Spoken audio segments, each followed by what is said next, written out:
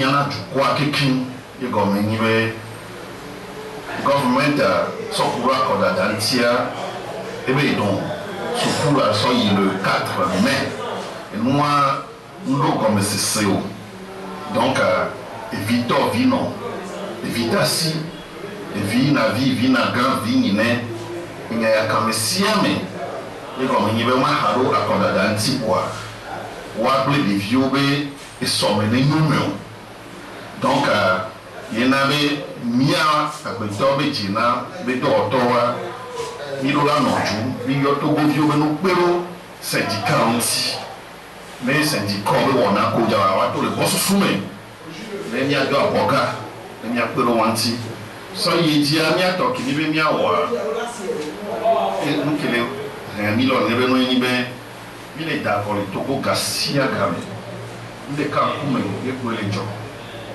tɔtɔ le kpe le na yi o ame yi bua kwadzi awo sɔ na ne o babi badzi be nene be wɔna baba yedzi o yena be mi sɔ ɛro mi alo kpe dzi be mi aho susu na dukɔa mi aho siãnti peuple togolais be mi ba na yi gasia game asɔ alɔnɔdɔ atame kola ba kɔ le kpoa mi la ya kɔ kpɛvɔ enu kedro wa yola ba yɔ na mia. Ne be nous on a be djumi na ko nous keme développement nous na nanyo e ko mene changement lo alternance mo wa développement na nanyo e ko ba american kuno o ko le joras ni ba fia ni pa bo sozwe ne le conseil municipal le mais il do e be do nyawo ko to wa si le ni pour le va fia le semile ko zumbe na be nyare ne ba ni don na mi le mo adi ya me le be ne ba ni NC na chambre de fou avec les unis alors UFC c'est parce que nous l'équipe il est c'est comme ça donc à Mioya le front Chouboui Kudo au DDHwa Nijibe surtout il y a encore d'ada bani nous mais c'est les co les Nigériens ils sont pas mais Nigeria va encore mais si on met dans le mais parti au qui compte d'acier mais organisation mais une partie des calés petites voilà par exemple à l'époque créé au deux fois il y a cinq président fois il y a cinq béni candidat quelqu'un tombe au bon an quelqu'un tombe parti côté mais on va déposer avec candidature nous les normal nous les septimo qu'on peut deux ans si dit bon béni candidat bon des bébés dans mes sous et niveau du bien déposer il y avait candidature et faut mais si avec toi du non déjà il faut se bon quelqu'un. Et pour organiser encore les grands pays Nigeria, mais et donc mais parti de l'ordinaire menacé, président Keleni Seni, alors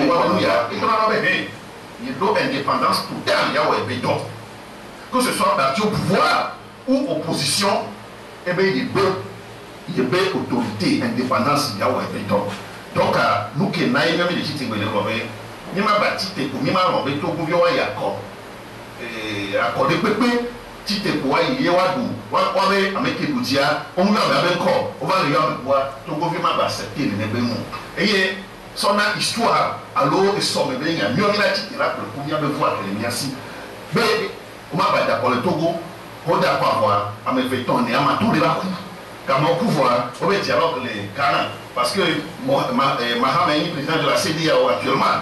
Alors, on va Côte d'Ivoire, on y blesse et l'autre Adobo non bon quand on veut que dia mais que la sibia quand on le fou fora quand on le fou on tem que ambiber non ni na be mi do front Chouboui et il beaucoup de dia chomi le auto ni nya river tout Togolais mais nous que les joie ni ma bâti te quoi et ne nebe non mais e wale mi la se mi de a rito habia e mi abem koko no a mi ko ba ko ya mtebe Togo yo ya ko ya mi wa mi va fier nous mener comme un Togo violé à quoi qu'il y a eu à quoi qu'il y a eu mais pas résultat d'arrêt nyawe na chia ade toi elle ma de to ngale to fi jan wa ba ho avec il y a eu première elle est fort nya simbe deuxième Jean-Pierre Fabre troisième Gogué quatrième Chassona et cinquième Guéritama parce que au fiat quoi d'aller il n'est pas fichier électoral avec Kenya mais on d'accord le Togo nyao yo ba quoi me quoi excusez-moi, mais Guéry Tamar et Kaya a beaucoup de formes ici, mais Guéry Tamar a de formes ici. C'est moi qui te dis. Les Guéry Tamar et Kaya, qui est à Kodapé, contre Fort là, et là le Fort dit, moi, on peut le montrer derrière moi. Et il raconte que quelqu'un, mais un dehors les gens. Nous, pour les gens, où les nous créons. Pour la première, ni soit, on y a l'Union européenne, mais dans les gens techniciens, les gens. Nous, question, il y a Jolo, c'est un français. Nous, question, il y a Jolo. Au bâton, dans souterrain, vous, les CENI, mais quoi, vous me parlez très bien. Les CENI, mais quoi, que autre laboratoire, vous croyez au fond, et une série 2, et CENI numéro 2, le fou, que autre la CENI, mais dans le fou, il y a une voix de il y a pas de nous, quel homme fou, nous, et vous qui n'avez pas une voix de joie, et il y a un. Laissez-moi. Donc, nous, quel job, il y a opposition au Togo, là, pour moi, pour la sorte à donner, mais belou. Ça y est dit là, et tout bon en Bénia, par exemple, avec Kenny OIF, francophonie, le représentant qui va faire, c'est Général Sangaré. On a mis, on veut avoir, on sent fichier tout le monde. On veut mignon, on sent le bon manet, on veut mignon, on sent ton bon manet, on veut mignon, on sent les trompettes, on va sortir de manet qui a, il a tant de bédons qu'il y a. Mais il faut nous il a combien à quoi quel est yo? Il y a qui les problèmes, nous d'assis, les qui de moi les refifia. Votre pas fichier les mon bon. Votre réorganiser à quoi? Mais il y a pas comme pour mettre le dire. Donc on dit, il faut faire attention. Nigeria est d'accord, Nigeria a une puissance qui est beaucoup haram et tout ce qui est les Lagos, on est d'accord. Et tu peux me préparer à quoi? Il y a un message c'est nous bien avec le dit quoi? Au soin. Donc à ne pas nous les dire. Nigeria président de la CENI qui nous font et donc les socs qui ne va pas dire mais en CENI politique nous qui est niveau CENI qui est tout la soeur la soeur et administration la soeur et si vous voulez que nous prend tout mais avec le président de la CENI pour premier rapporter on les avis on les fonctionnaires de la CENI il y a un temps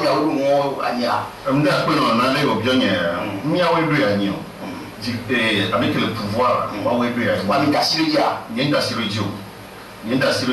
non, il Ghana, Fifidien, on doit y avoir, le président de la CENI, on doit y avoir, parce que si, mais c'est si, donc, on dit à beaucoup d'autres, parce qu'on doit se bon à nous.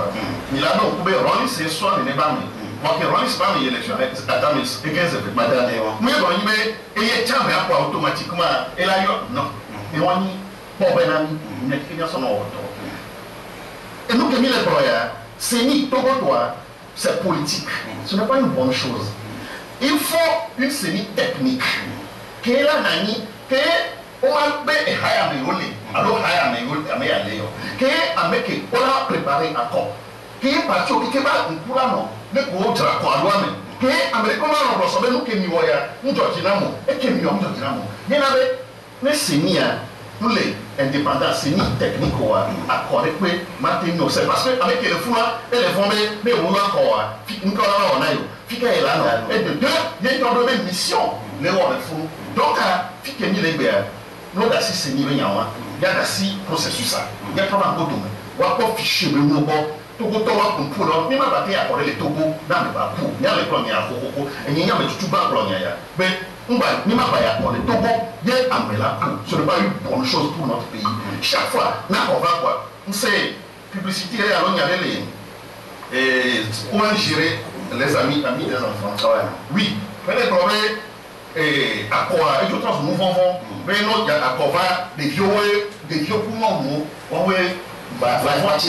vaccination. Non, et il faut avoir le courage pour le dire. N'est-ce pas d'accord, mais quand tu es président Sokoto, mais quand il y a le député, mais quand il y a le ministre, il faut mener le combat. Mais surtout, Fifidiane, accordé pour le Togo, ça nous connaît comme le job pour le Togo à Migné. Mais pas du blanc, pourquoi qu'on a mis les problèmes?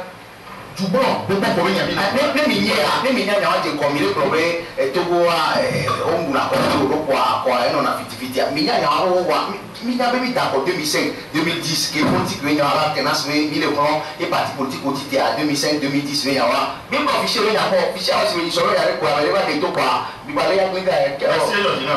Mais il y a un mouvement d'ensemble à nous.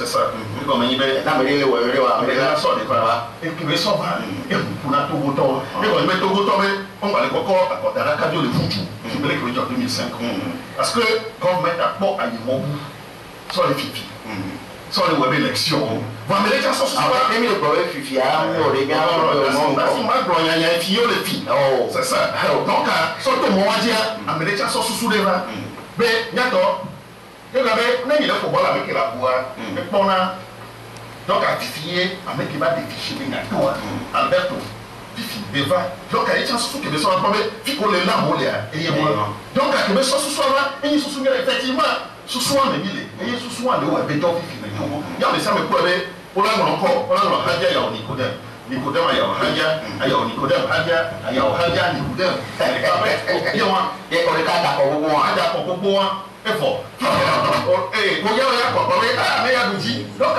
asokani le yo ni ngere be ni ni o chamia o ba no ke be na mi o ya ni be so die ba ni he so we to rope ba i bo ti pe ya to ko vio ni ake ni ya o ni me le di violence ni me le di violence so ni be fi ke créer la violence on laisse ba wana le o tourner après toi, alors tourner. Il faut une élection apaisée. Mais avant de parler d'une élection apaisée, il faut parler d'une élection transparente. Et on s'est mis le problème. Excusez-moi, le terme, à l'heure de nouvelle. À nouvelle aussi. Mais Milan aussi. Quelle est l'élection à venir? Je dis contre, nous sommes contre. Nous sommes contre ça. Mais l'élection apaisée venir. Et il faut parler de la transparence. Et voilà, on va venir les gens me quoi. Voilà les gens me quoi. Violence les.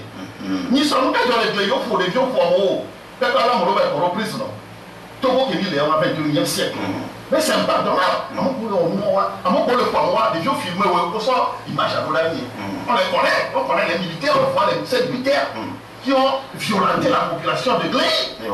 Bien donc il y a tout dit l'automne il a bien Nicodème qui sont front chopé et le numéro ami qui est vraiment sur bien la scène il y a pas mal sur ma bien mais le problème Amérique pour nous la croisine nous a dit on va dire doit n'aller aller qui me tout décider il y a bien blanc on ni tout est dit na blanc qui pas côté bois l'homme était au bobolé à son américain à pas quoi avec le problème pour nous a dit pour les filles on les a ñemulé parce que nous les disons encore avec Pédio, nous les sociétés civiles, voir il y a que j'en ai mis le problème sur les cas et j'en ai il y a un système montant électoral à Mounion parce que le jour et il a une histoire du jour à dire nous on va pas qu'il est tombé avec la situation les 10 mètres à voir et chaque bébé un jour à Mounilaï on le sait quand même il y a un jour à Mounilaï il y a d'autres messieurs à mon rôle si monsieur Bogé oui pas Bataille ou les 60 mais monsieur Chassona oui pas on va chaque personne comme il y a des chances nous chasser là il y a quoi non il faut plutôt passer au peuple nous quel là il y a du corps donc il faut revoir tout le système électoral il y a deux tours même il y a deux tours et les fichiers électoraux là pas monsieur Réa 1000 personnes qui à et nous que l'on a fait le deuxième tour à Wasso c'est un américain deuxième tour à Wasso avec le point de l'Union mais là il y a trois après à retour jusqu'à l'année on va y aller là et on a que même bio apito abia Nicodème aller pour s'en avait à côté d'aller nyore que nous les lois avec tukarale et na yo le tibi wa tare ke bako sibe amepepe to relene gbele et dans l'homme to alors c'était civil bapadia et nos politiques bapadi et les députés les UFC Mebaï et nya de que Togo be junya go be nya politique be nya o ledo fifia ekbea mi akoda pro mi boycotté o amoko les aspects les pro et asian akoda da be nya li processus o be la encartibo c'est que o li nya si ekbe yi la tingo ale be ki ba akoda da kemele bo mo ba be mon en ko la ba te parce que mi akoda mi no mondi 21 novembre vai partido le umno mi amigo vai bo ton le fond bien le don boycott bien en tout temps on peut ya alo mi pomi ils ont les kebas on les kudo amoko kamelo ya ko da pe pe be no wato ba no dito mi tebe de mi pro le ke bien poa et la tête alo alo si ka o le si la te wala le be ke ba ko da elle a toté d'accord non quand il y a mis son les débats famille le sans réforme, pas d'élection. Et il dit que nous sommes ensemble. Maintenant, il y a un boycott. Et boycott, pour les millions, il y avait une parce que boycott, il y a pour le VAR et avec le pouvoir, il y a mon papa. Il y a pas de boycott, on va bloquer que nous qui sommes dans les filles, on a enregistré parce que l'histoire est. Il y a les biosos, Togo Vieux Bobé, Togo Vieux Rich, on a régime à Bélé. À Kofi il m'a dit coup. Et il est organisé à Mila Corona régime à Bélé. Et il y a un monde entier. Même déjà, il n'est pas nous qui les gens les fichiers de Nyamia. Et les Nami raison. Mais on les problèmes, Coco, il y a un tité. Ma tité, mais il n'y a pas d'accord. Ah oh. Et les Nami raison. C'est parce qu'il y avait un mouvement Boboto, il y avait sorti Boboto, et les concours maintenant monde entier. On a pris la semaine en éveil, on a télévision pour radio aussi. Après Jojo, mais quand on avait député au ministre, on va leur débat. Il y a un fiable, on va leur débat sur Togonti. Parce que nous, que les gens de Togo, ils sont préoccupés à Messia. Parce que les sous-régions, le Togo reste. Togo, il y a 4 dictatures, le West Africa, les filles, à part Gambie. Donc, nous avons dit que nous avons dit que Togo, nous avons dit que Togo, on va manifester, on va faire des processus. Mais Togo veut le mobiliser, il y a un autre idée à quoi la doter. On va y avoir. Pourquoi je sais à l'année au Badounan, on va société civile, à pas dire à l'ODDH. On ne peut pas l'ODDH à la société civile. Et tout le temps, on a mis ça pour l'Union européenne pour moi. Autant pour la société civile, on dit qu'on a sensibilisation, on appelle à l'eau volontaire de la paix, on les terrains, on peut avoir d'accord. La société civile américaine, merci beaucoup, Tito. Nous nous battons pour la démocratie. Donc, même il y a ce pacte de démocratie pour l'état de droit. Mais si on a tout, il y a même qui est là. Même le rôle vers les problèmes, élections transparentes. Voir élection sans violence, voir élection non transparente, c'est l'histoire. Il y a un encore. Et il y a les problèmes, à quoi nous nous touchons, on va les mobiliser, on va les sensibiliser à nous, mais élection sans violence. Je dis non. Parce que, à quoi nous encore, tout pour violer les corps, il y a se mobiliser, sur ta banque, Kakavalo, il y a un problème, à quoi il y a encore, il y a dit, comment j'ai dit, il a si, à Yemenou, il y a des signes à mais ça peut durer, ça dure. Il y a des gens qui les nécessaires, mais il y a quoi à voir. On a réforme. Nous, on réforme on a comme mandat à 7 ans. Mais, donc, on finit les yeux. Finit les yeux, mais on a mis en envoyé. Mais, avant qu'on les fournisse candidat, nous sommes retirés. Mais, à quoi nous prend? Mais, il y a une réforme, il y a quoi? Il y a une réforme. Il va combien les d'accord? Il y a les d'accord, il y a les Georgina, il y a les Georgina. Mais comme il y a ouvert, il y a tout, mais à mon avis, il y a un candidat le fou. Par exemple, parti au candidat, mais il y a le fou.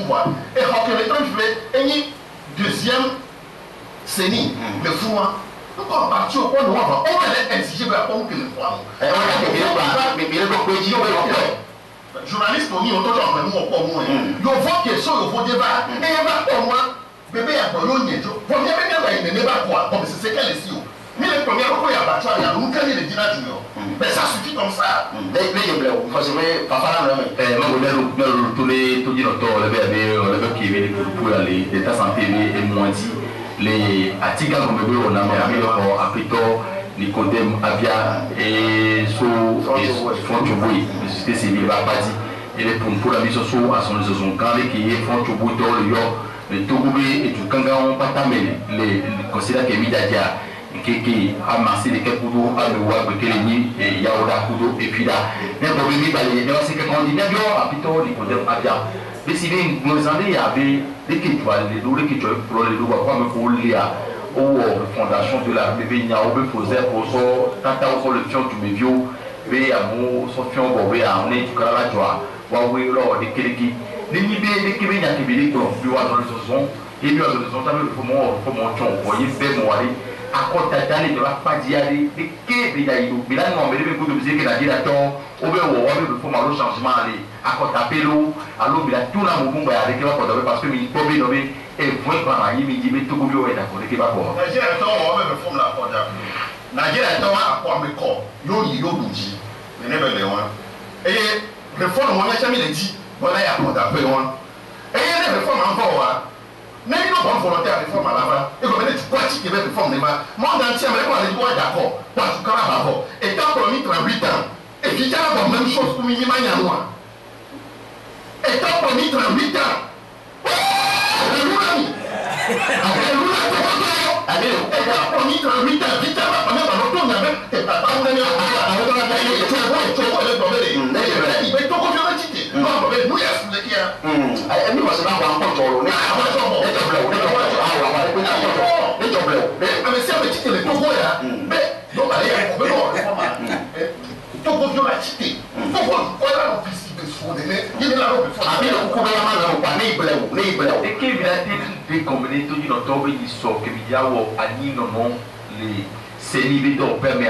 et tu me dis que c'est les qui vont monter va sous bord.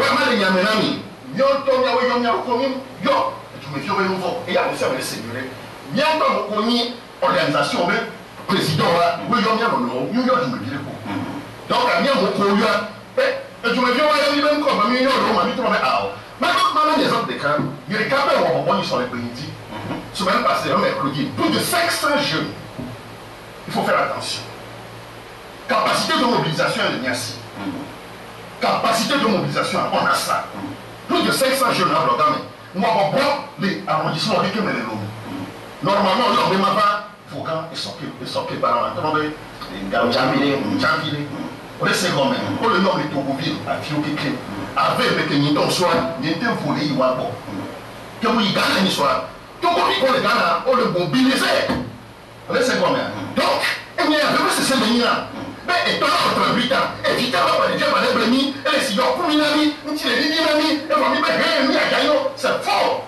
Il y a un peu mi le problème est tout goya et les patrimoine commun venir à tout goya pas et mi la forcément ni à camber à tout cas quoi ne mnenwa et tu peux me filo ba et aussi be moi et tu vas me dire quoi les trop ja quoi tout go mi maji ba na tout go ne nwa et moi c'est be tu peux me acha mi filo ba ngwenya ke alo ngodo me nyade le miasi ba mi yabe do ba le miasi te ke buku la ba dia patro comme ya wa nyake la si pour pas sobre la tout to d'accord ami il y a que la signe ni be Togo vio a me sia me nya me ne mi ya ko ya le be be le go ya me on doit pas ficher me nya bo wa fo nya singela ba ni président ki résultat que ya do me sia me la nya e wa Togo ke kila da ko na fa a me sia da ko na fa wa mu ko la yo fo nya singo ya yo e se magic yo ne o la so ko no do me la ko ti e ya yo magic to wa ne ma ko ko ya wa ne ma ko magic yo ya ona ni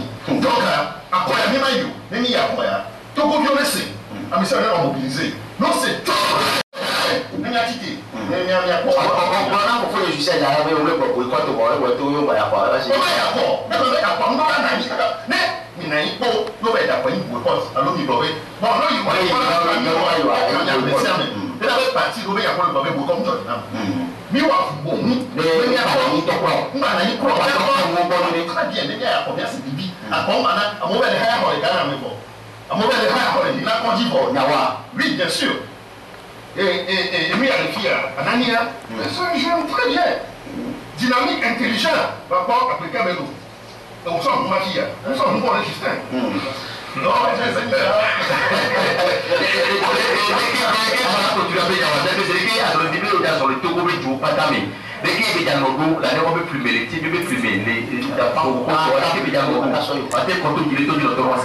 c'est une question d'organisation. Il y a